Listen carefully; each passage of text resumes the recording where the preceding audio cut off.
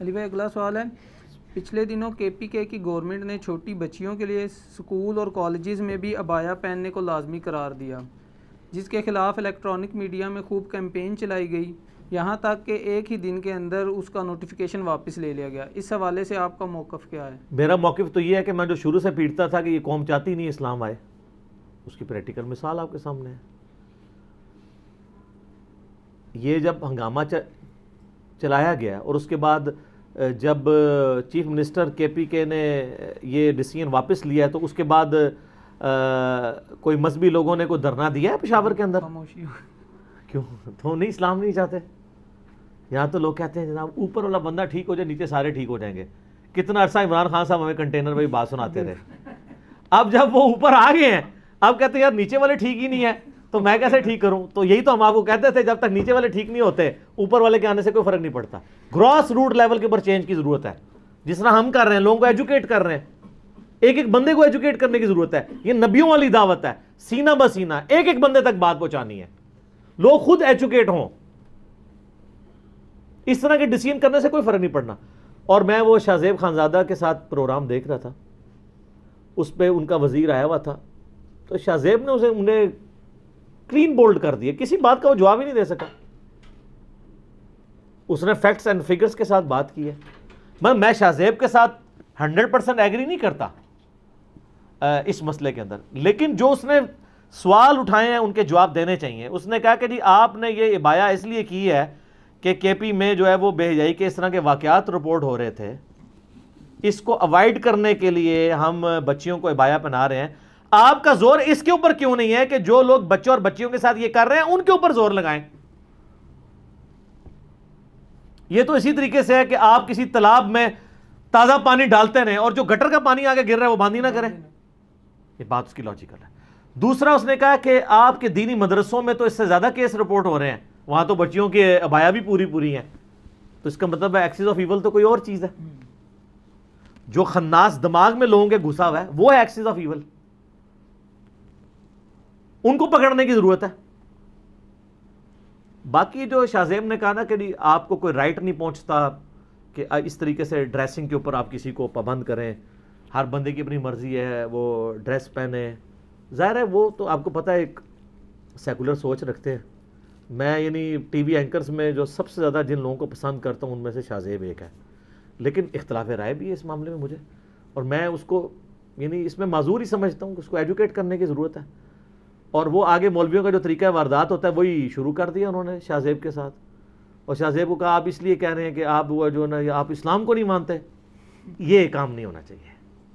جیسے مولوی سے کوئی سوال پوچھ لے، کہتے ہیں تیری داڑھی پوری نہیں ہے، تو سر ننگے سر ہے، نان سینس بات ہے۔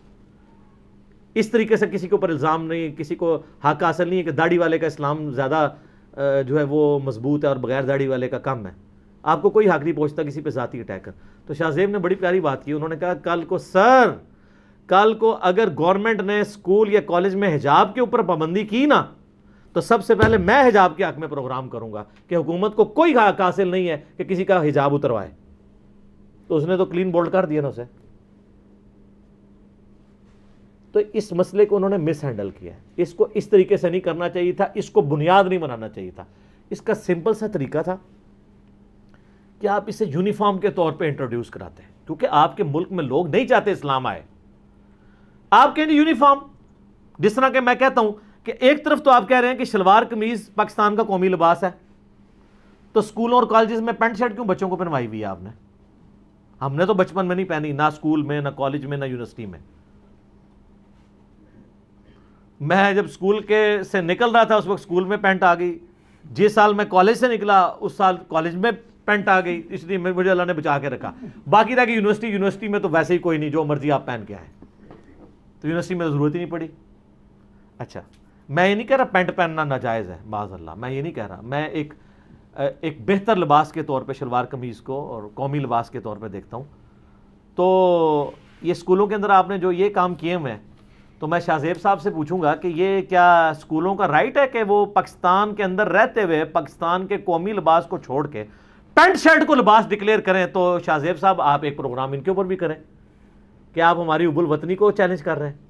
اے میں شاہ زیب نو پھکی دے رہے ہیں، اودی زبان بڑی لمبی ہے تو میری ادھر نو لمبی ہے۔ پھر کرنا پروگرام تو کیا یہ کہے گا کہ اسکول کالج کی مرضی یونیفارم ہے تو ٹھیک ہے سر، ہم اسلامی تشخص کے طور پہ عبایا نہیں بچوں کو پہناتے، یونیفارم کے طور پہ پہناتے ہیں، ٹھیک ہے پہنانے دیں۔ آپ پتہ سپریم کورٹ نے یہ بھی ڈیسیژن کیا کہ ہماری دفتری زبان جو ہے نا اردو ہونی چاہیے، اور اس کا جو نوٹیفکیشن نکلا ہے وہ بھی انگلش میں نکلا ہوا ہے۔ اور ہمارے دفتروں میں بھی کئی دفعہ آئے ہیں نوٹیفکیشن، اور وہ لکھا ہوتا ہے کہ انشاءاللہ کر دیں گے قیامت سے پہلے ایک دفعہ۔ تو باقی لوگ آپ دیکھ لیں وہ اپنی زبانوں پہ فخر کرتے ہیں۔ چائنا میں تو میں 2004 میں گیا، اکثر لوگوں کو تو بنیادی انگریزی کے الفاظ بھی نہیں آتے، ان کو پتہ ہی نہیں ہے، وہ اپنی زبان پہ فخر محسوس کرتے ہیں۔ جرمنز کو دیکھ لیں، فرینچ کو دیکھ لیں، ہم لوگ جو ہیں وہ اردو سے شرماتے ہیں۔ انگلش ضرور سیکھیں، انگلش کے بغیر یہ حقیقت بات ہے کہ آپ دنیا میں نالج نہیں گین کر سکتے، یا تو پھر آپ سارا نالج ٹرانسفر کر لیں اپنی زبان میں، جب تک نہیں کر رہے دونوں زبانوں کو پیرلل میں لے کے چلیں۔ لیکن ظاہر ہے کہ اگر آپ نے اپنے برین کو یوز کرنا ہے، یہاں پہ جو ہمارا انٹیلیجنشیا ہے، تو اس کے لیے وہ اپنی زبان میں کتنے لوگ ہیں جن کو صرف زبان کے بیریئر کی وجہ سے بیچارے پیچھے رہ جاتے ہیں، ویسے بہت انٹیلیجنٹ ہوتے ہیں، اس لیے ٹیلنٹ مار کھا جاتا ہے۔ یہاں تو جو انگریزی سے ہی بول لے، چاہے وہ یعنی بالکل جاہل مطلق بھی ہو، اس سے لوگ امپریس ہو جاتے ہیں۔ حقیقت بات ہے، آپ کسی بھی یعنی جنرل سٹور پہ جا کے، کسی بینک کے اندر، کسی تھانے میں جا کے 2-4 انگریزی کے الفاظ بول دیں، چاہے آپ یعنی بالکل جاہل مطلق بھی ہوں، وہ سر کرنا شروع کر دیتے ہیں۔ یہ انگریزی کا روب ہے ان کے اوپر، اللہ سے نہیں ڈرتے، انگریزی سے ڈرتے ہیں۔ حالانکہ جو بندہ ایک پبلک اکاؤنٹ ہولڈر ہے اس کو تو دیکھنا چاہیے، میرے سامنے چاہے کوئی ایک ہوائی چپل میں اور کرتا شلوار پہنے ہوئے بندہ آیا ہے، چاہے کوئی تہمت میں آیا ہے، چاہے کوئی پینٹ شرٹ میں ہے، وہ سارے برابر ہونے چاہیے۔ جب آپ خدا کو جواب دے ہوتے ہیں نا میرے بھائی، پھر آپ ان چیزوں کو نہیں دیکھ رہے ہوتے، پھر آپ ہر وقت ڈرتے ہیں کہ میں نے اللہ کو منہ دکھانا ہے۔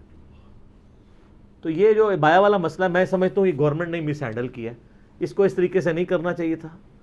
اور مجھے تو اللہ معافی دے، میں تو کانسپریسی یہ بھی بنا سکتا ہوں کہ انہوں نے جان بوجھ کے ایسی حرکت کی ہے تاکہ کل کو نوٹیفکیشن واپس لے کے اس مسئلے کو ہی دفن کر دیا جائے، آندہ کو بایا کا سوچے بھی نہ، کوئی بیچارہ اپنی مرضی سے بھی پہن کے جا رہا ہے اس کی بھی اتروا لی جائے، یہ بھی بن سکتی ہے، کچھ بھی آپ کر سکتے ہیں، ٹھیک ہے۔ تو اس میں یہ ہونا چاہیے کہ اگر کوئی پہننا چاہتا ہے اس کو نہ روکا جائے،